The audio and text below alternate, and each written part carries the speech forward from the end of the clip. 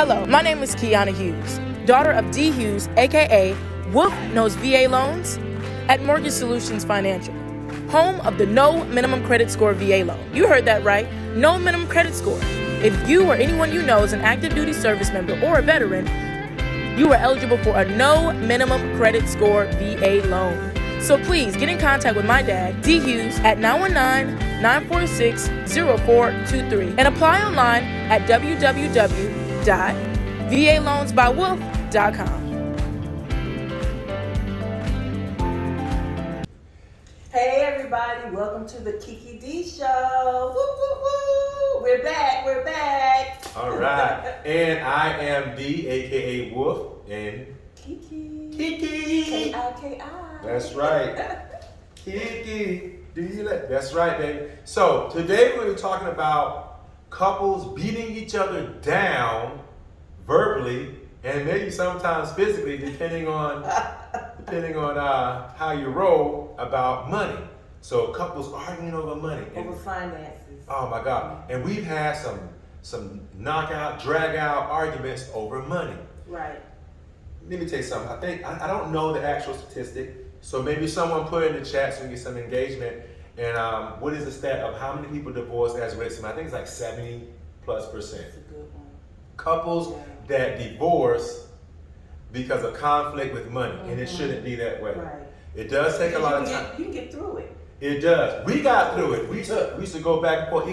As a matter of fact, before we would go over the budget, I think subconsciously, and I'm not asking this for this video, Kiki kind of was putting the grease on, putting the hair back and getting ready because she knew I was going to be drilled down. I was going to be somewhat difficult because it's always been extremely important to me, but I didn't have the right tools in place to be able to have us come together at that table, formulate a plan of action for the following month for all of our financial obligations as well as savings and investing without it turning into conflict. Right. Okay. So now you're gonna notice I tend to take ownership and responsibility for most of that within the house because the way our house, your house is designed, the way our house is designed, I pretty much, captain the boat as it relates to that department and other departments. So I kind of like captain the boat. Kiki is kind of like the first mate in that regard. So when it goes south, I take responsibility. When it's doing well, you take responsibility. I take responsibility. I share that responsibility because that's the plight of a man.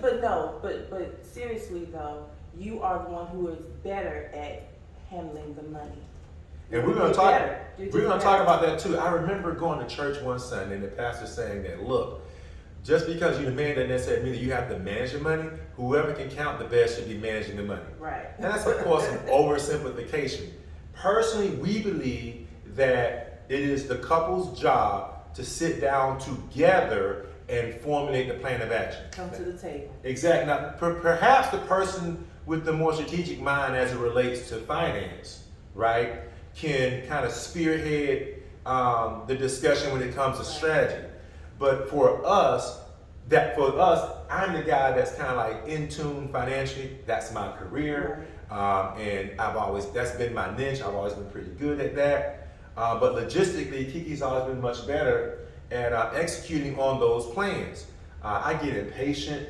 I don't like to go to the bank and talk to them for a very long time to set up stuff. I don't like to sit on the phone. I don't like to peruse through the internet to move things around. And Kiki was a systems analyst for, 15, 20 years, something like that. So on the computer, she's really good with putting the charts together and making sure everything looks cool and we can easily identify when things are on track as far as our run rate with our savings, etc. So she handles that part. But together, we sit down together to put a plan together. Right. We both have to be in on it. And we cross-train. So we treat our home in some aspects like a corporation. We cross-train, which means Kiki is now responsible for ensuring that our daughter and our granddaughter, who lives with us as well, has an understanding of the P&L. I'll be taking over the P&L for a while so I can get a proper understanding of it. And I'll be communicating with the CPA for a while to make sure I have an understanding of it. And then those duties will shift back over to Kiki because if something happens to Kiki, this ship has to continue to move forward. Absolutely. Because we have children and grandchildren. We believe it's our job to produce not just for us, but to leave an inheritance to our children's children. So we cross-train. Right. So if you guys are out there, I know a lot of times I would have clients, because you guys know I'm also a broker for Mortgage Solutions Financial. We do VA loans all the time, so I'm always interviewing people constantly about their finances. So I can pick up these patterns. I pick up these patterns from clients, and I often get why I say stuff like, well, you need to talk to my husband. You need to talk to my husband. Because he knows. No, because they think that he's the one that's causing the issues. Oh, wow. They think that he's the one that's causing the issues. And I get that a lot. Okay. I get that a lot with why I say, you talk to my husband because I've been trying to do this and I've been trying to do that, but he just won't and he just won't. Okay. And when I hear that, I get the impression that they're separating themselves and they're separating themselves in that way. And at the end of the day, you are a team. So we're gonna dig into it because we're trying to get these videos down to about 10 minutes. This isn't gonna happen with you guys today, but we're gonna try next time. We're gonna try to cut it as short as possible. So we're gonna be just discussing 2 points, and those are? Well, those are finances and stewardship, and also communication. And communication. And you already know communication is Yes. like across the board big thing. It's like a It is. And I remember getting an email when we were attending a particular church in North Carolina about this enrichment program. And in that enrichment program, the first thing that came to my mind was, I said, I wonder if they'd help me with my communication skills. I was looking for something that could help me, to be better. To be better, right? Because I figured the better I am, the more money I make. And the more money I make, the more I can be bowling, because that's the goal. I like it. That's right. I'm not trying to get out here and ride super duper, sports cars or something, anything like that. No, I am really. Yeah, but the primary purpose is I want to be resourceful for my family. That's right. I want to be resourceful for when I think it's appropriate to lend a hand or a buck. So let's talk about communication first. Hi, my name is Dee Hughes, aka Wolf Knows VA Loans at Mortgage Solutions Financial, home of the no minimum credit score VA loan. I'm calling on all agents, you, the realtors who are on the front line. We're asking you to take the time. Look at all your clients, those who have been turned down by your primary lender. I ask that you give me a call because here at Mortgage Solutions, we believe our veterans, our active military personnel deserve a second look.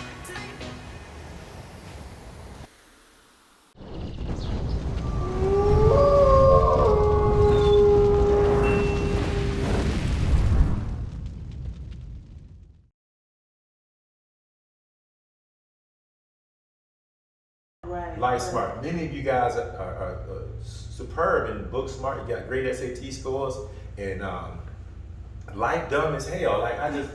Some people are just so intelligent they just life dumb. We used to say back in the day, we would say things like you're book smart and people dumb, or you're book smart but you have no street smarts. Right. Things no like common, this. Common sense. No common sense. You know what I mean? Common sense. That's what. And tell them about the time where you had to pay all the mortgages, and then one didn't go through, and we caught that when we had another meeting. Tell them about that.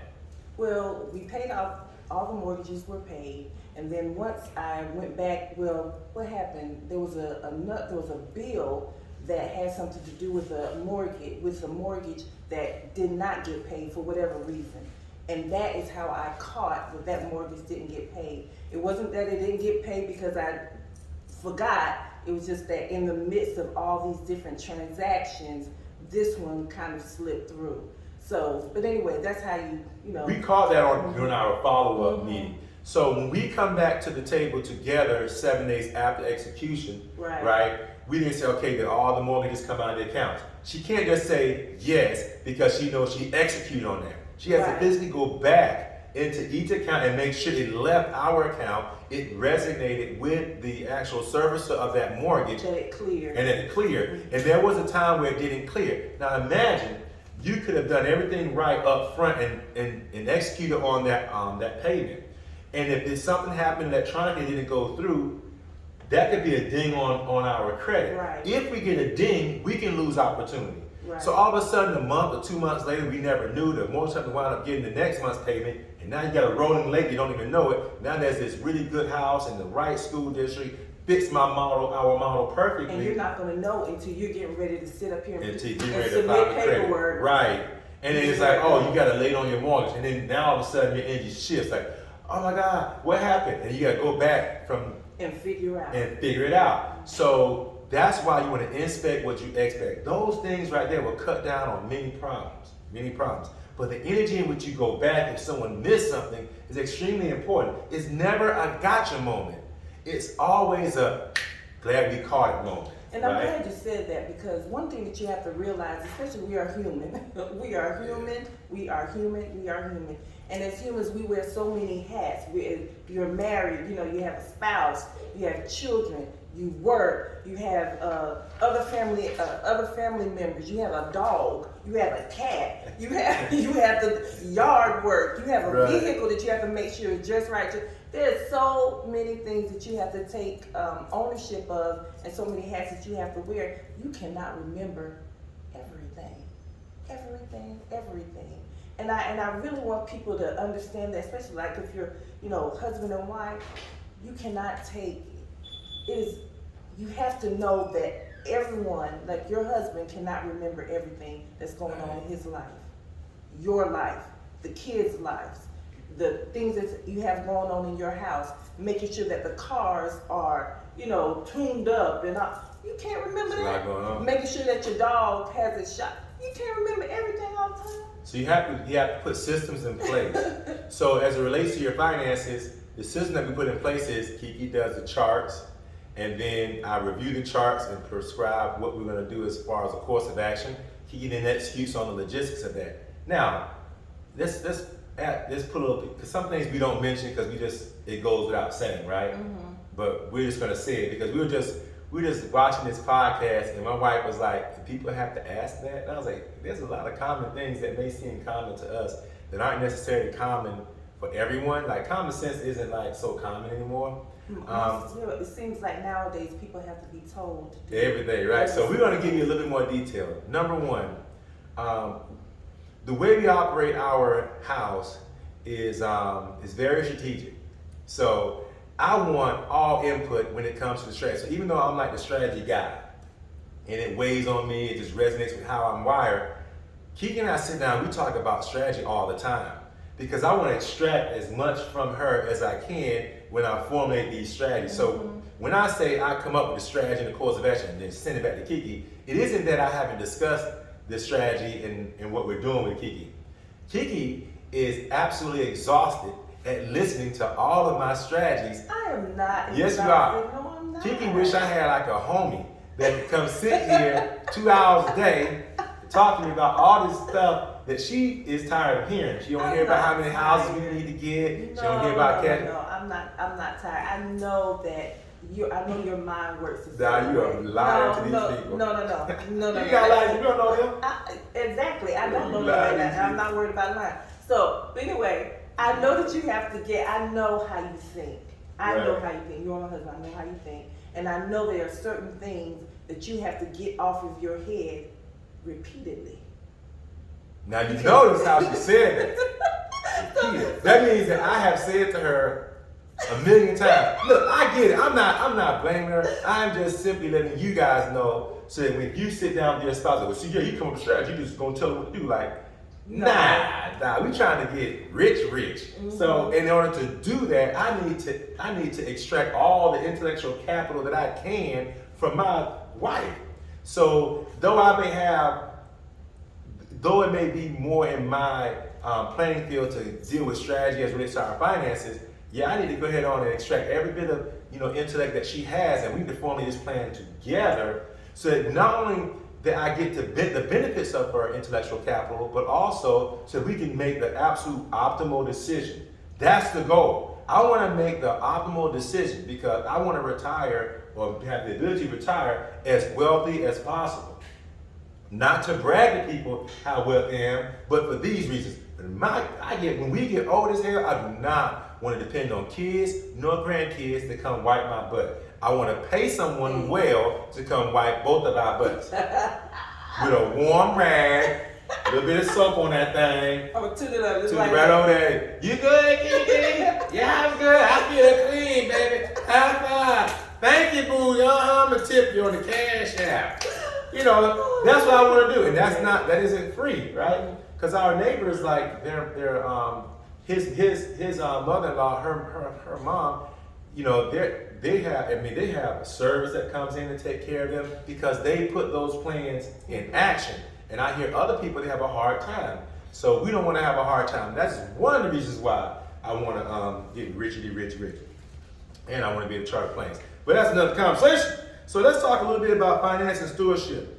Okay, so goals. We're going to talk about a few goals. One, we're going to point out some things that can rob you as a couple of your income that may go unnoticed. Like they say, little foxes spoil the vine.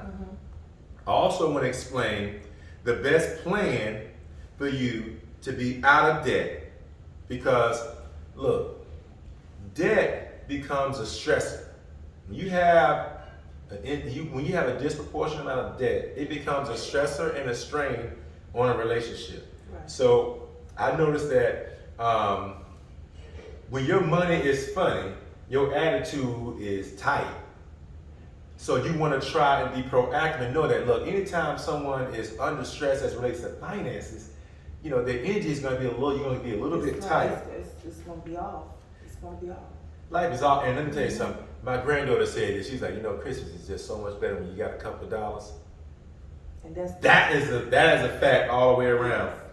Also, we want to reinforce the stewardship. The stewardship is more important with regards to your finances than many other areas of your lives as it relates to the management of your relationship. So this is one of the top things that you have to be really good at to have a successful marriage. You have to be good at other things as well, but your finances are extremely important to be successful with regards to your marriage. Okay? So those are some of the ones we got here. Now we're just going to talk. Okay. Just going to chop it up a little bit. The importance of setting goals and being able to. Hello, my name is Kiana Hughes, daughter of D. Hughes, aka Wolf Knows VA Loans, at Mortgage Solutions Financial, home of the No Minimum Credit Score VA loan. You heard that right, no minimum credit score. If you or anyone you know is an active duty service member or a veteran, you are eligible for a no minimum credit score VA loan. So please get in contact with my dad, D. Hughes, at 919-946-0423 and apply online at www.valoansbywolf.com. Sit down, be partner and company strategy. You have to learn how to dream. And Kiki and I were in North Carolina at her parents recently. And there are certain subjects I just like to talk about. And there are certain subjects I have no bars for you. Like if you want to talk about sports and, you know, celebrities and Don't ask. I don't know anything about, like, I'm a tall, big guy. Like, I'm 6'3", 240 something, right?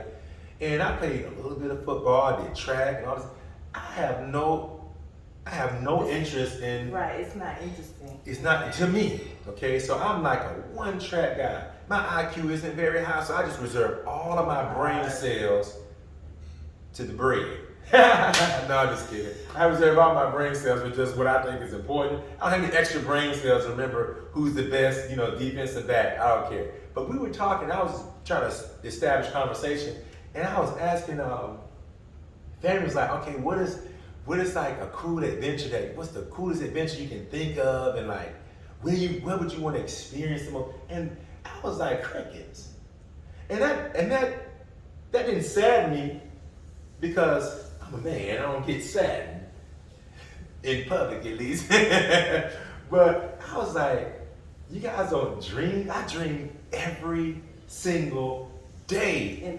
And look, dream in color. I dream in color. My dreams are vivid. Mm-hmm. Before we moved here to South Florida, I would sit back and I would just dream about being here at the beach. And I remember telling Kiki, I said, if I wasn't sane, I would think I can taste the salt in the air before I got here. That's how vivid my dreams are. So it just saddens me sometimes, but not in public, that people don't dream anymore. It's like when you're a kid, you have these great goals and life just punches you in the face so many times. You're just like, I just want to be good. I'm like, nah, I want to but thrive. at the same time, as we were talking about this, not everyone's dreams or aspirations or goals or fantasies Right. are what you think they should be. They should be. I'm right. Like that lady on that show said, I'm right. Don't. Here's my thing, because I really believe I'm right in real life. Like, I'm not lying. I'm not what they say, capping. I'm not. Dead serious. What? How many kids? What are you right about? I'm right about the fact that people just got beat down and just lessened their dreams. Think about when you were in school and the teacher asked you, what do you want to be when you grow up? No one said, I didn't say I want to be a loan officer. Of course I didn't, right? Right. But at the same time, every time when you were a kid and someone asked you what you want to be, it was never anything small. It was always grand. We used to sit around and say, when we used to play cars, that's my car. Nah, I got that car first. Right, You never right, chose right, the piece of right. crap car. True. You said, I just want the car that's nice. Very Hell true. no. You like, I want the Lambo. Yeah. The baddest car, you like, that's my car. Right, When someone asks right. you, That's when they true, ask you, that's what kind of, what's your dream house? Big What would you do old if you hit the mansion. lotto? Oh man, I want a house with a McDonald's in downstairs. Yeah. You come up, I want to be able to sit in my bed and reach over and get ice cream. Like, you had grand goals. It's like when you get older, Okay, that's true. it's like That's life true. is a bully. And it That's just true. roll up on you, Beat you down. beat the hell out of you. Like, you know what, if I can just, get a nice 9 to 5, I'll be straight. Like, nah, I want to dream. Yeah, but Big. you know what? Sometimes when people get older, not necessarily 100, Right? but after a while, and as you already know, because like bodies change. Yeah, I know. You're So- saying it because my body's changing. No, our bodies are changing. Yeah. But after a certain time, a period in your life, you're not sitting up here saying, hey, I want to go, Skydive. yeah, you're not. Well, it don't have to saying be. that. Okay, the goals. So that's not so to say that people's dreams have lessened. Nah, I think they lessen. I do. I think people's goals have. I think people have gotten beat down by not. Look, I don't know if I'm 100% right. It's not like I took a poll. But you are saying that you But are. I truly believe I'm right. Like, let her put money on it, I'll be like, I'm right. Now, I could be wrong. I just don't think I'm wrong. And look, here's the thing. What I are never- we doing here? Proving that I'm right. You're proving that I'm right. So, Okay, go ahead, go ahead. So here's the thing. I'm listening. When you're doing your budget, dream. Don't just do the budget like, oh, don't pay the bills this month. And that's- Damn that, man. Right. Dream. True. Sit down, dream with your spouse. I often tell Kiki, look, dream with me for a moment. Because I want her to get up, and I do it all the time. I say, hold on, Kiki, dream with me for a moment. Let's say we go hard for like the next 5 years.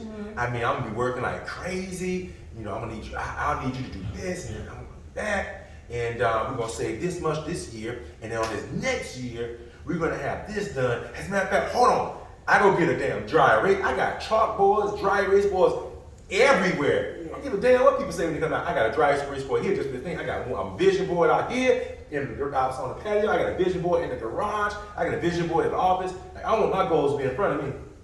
I said, Kiki, dreaming for a moment. And I snatch out one of them damn boards, erase it, and say, come on, let's remix this dream. Now let's say let's start over. If we do this for this year, and then we do this next year, and that, the year after that, man, we can go and do this. And now, instead of you living this way, you can live that way. And so you have this much spending money, you have that much spending money. Oh man, instead of flying coach, we're gonna fly first class. Instead of flying first class, we're gonna charter. Instead of charter, we're on our own freaking jet. Like, we're dreaming and we're grinding towards those dreams. It's almost like, I'd have to have that. And let me tell you something. That's what keeps me so disciplined when it comes to my money. Because I'm thinking like how I can taste how I want to live, right? The house that we live in right now was a dream that I attached a timeline and I attach all the necessary tasks in front of that dream, Right. put it on the vision board, put it on my spreadsheets, spoken to you 8 million times in the head, Made it a password. You made it a password, and boom, it happened. Now some people say, "Oh, you're gonna manifest." No, you're not just saying something every day, and all of a sudden, mysteriously, you're gonna manifest some money. No. What you have to do is, what happens is, it's a reminder, and it is a constant reminder as to how you want to live. I got an uncle that growing up, I idolized his uncle, and I was like, I looked at how his house looked. I looked at his wife and his house and how he was living. I was like, hey, that's what I want. That's for me. I want a wife like that. I want to ride a motorcycle like that. I want a house like that. And I mapped all that stuff out. And I've been telling Kiki that goal and that dream over years. And then eventually, guess what? I got that same wraparound porch just like that. I got the crib and I biggie sized it. I got the same area that I said I wanted it. Everything came to fruition because I was constant reminder of all these little tasks leading up to that goal. And all of that starts with your stewardship over your money. Sitting down together and dreaming together. And the two of you buying in on that dream. The two of you sit down together and plan your finances out for that next month. Mm-hmm. And then formulate a goal. This is the ultimate goal that we want. And then work its way backwards from that goal and create all the necessary steps to incrementally hit these steps and hit to that goal, then you can hit these goals. Okay? Aim for the stars. And if you fall on a cloud, so be it. But do not aim for the damn clouds, because you're going to fall on the roof, and that ain't that cool. I want to aim for the stars. That doesn't mean I'm going to hit. And you got to do it together. And you do it together. And not separately. Once you start pulling away from each other, and you get pissed off because this person said this thing, or didn't say that, or didn't say something that you thought that they should have said, that turns into chaos in your marriage. It turns into chaos in your finances and things. Instead of things coming together, it does like this. It comes apart. And then you start dreaming by yourself. Oh. You start dreaming by yourself. I'm going to go ahead and discard all my little thoughts out the door. Talk more about that. Tell them more about that. When you say you start dreaming by yourself. You start dreaming by yourself. And once you start dreaming by yourself and start thinking about living life by yourself without your spouse, then it's a wrap. It's game over. Game over. It's game over. You start doing things separately, not saying anything, not being truthful. Hi, my name is Dee Hughes, aka Wolf Knows VA Loans at Mortgage Group Financial, home of the no minimum credit score VA loan. I'm calling on all agents, you, the realtors who are on the front line. We're asking you to take the time. Look at all your clients, those who have been turned down by your primary lender. I ask that you give me a call because here at Mortgage Solutions, we believe our veterans, our active military personnel deserve a second look.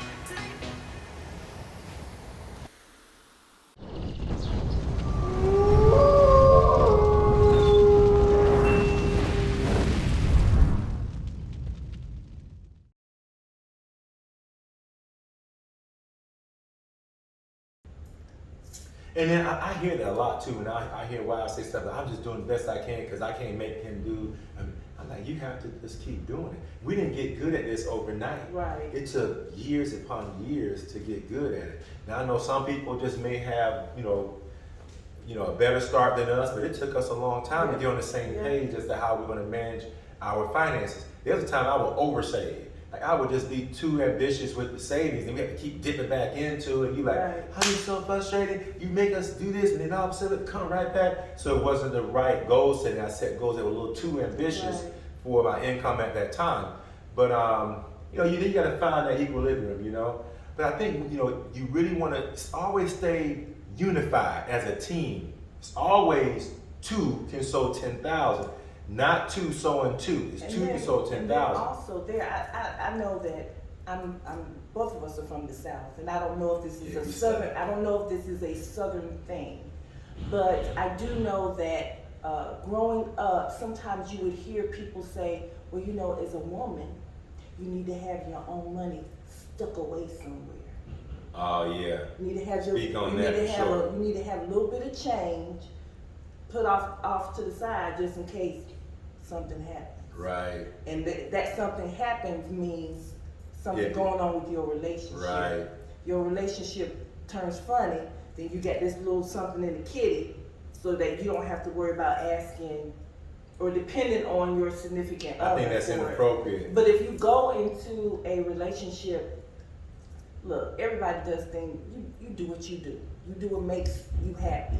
But I do know that if you go into a relationship, go into a marriage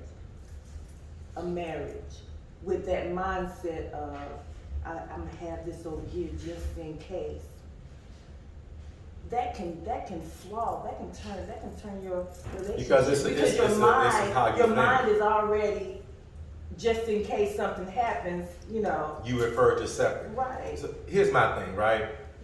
For me, I get it that marriage is difficult. We have two daughters, right? So I can understand, and a son. I can see how some people will. I can see how parents, especially of little girls, young ladies, and I can also see how I can understand the thought process of a woman saying, I have something to the side, just in case it hits the fan, I can still move. Right. But I think that it's inappropriate. Here's what I think people have to remember. One, if you're sitting down with each other every month, planning out the month to come proactively, and if you are cross-training, that means that the two of you are constantly involved in the finances. You each know where these accounts are. Remember, there's that balance sheet you give me every month. We know what's there. I always go look at the accounts as well, and I make sure everything on the balance sheet is proper, and I check my rates, I look at my rates of return. That means I see everything. My spouse sees everything.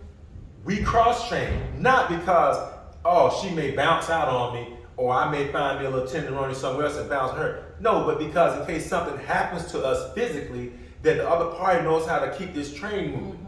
With all those, our household can still run properly. Exactly, but with those measures in place, there's no need to have a secret kitty on the side. The mindset, in my opinion, that it puts you in is that that could be something that would happen. I prefer to say, look, you are my wife, and if it gets hard, it's just going to be hard with you as my wife.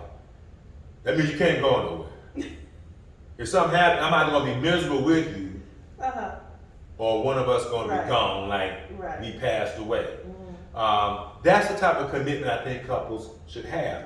Now, of course, that's easy to say when you've been married about 30 years and you kind of got through a lot of the trials and tribulations, but it needs to be the energy and the velocity you have at the beginning. So, because that's just how it is. It's not going to be unicorns and rainbows, as you said, all the time. So we're going to wrap it up a little bit. I want to make sure it's certain points. One, be mindful of the little things.